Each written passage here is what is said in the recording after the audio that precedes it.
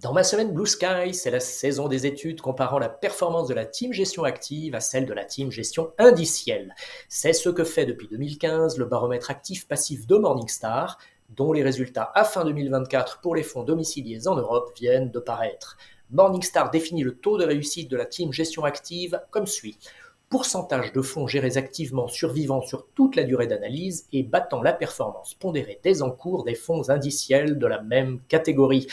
Le taux de réussite des gérants actifs pour 38 catégories de fonds actions s'est élevé à 29,1% en 2024, en légère hausse par rapport à 28,7% en 2023.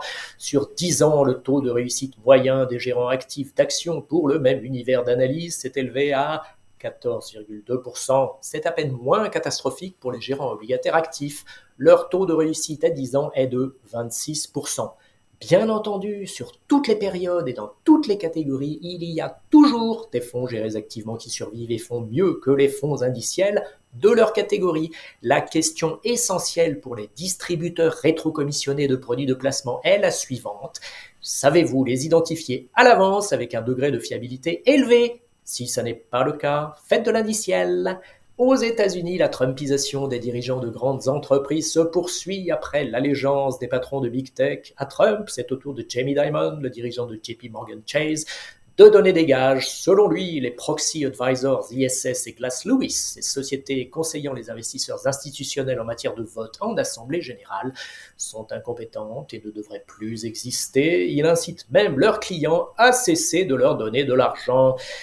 L'agenda woke des proxy advisors en matière de diversité, d'équité et d'inclusion aurait même contribué à faire baisser le nombre de sociétés cotées aux États-Unis. ISS appartient à Deutsche Börse et Glass Lewis à Peloton Capital Management, un fonds de private equity canadien.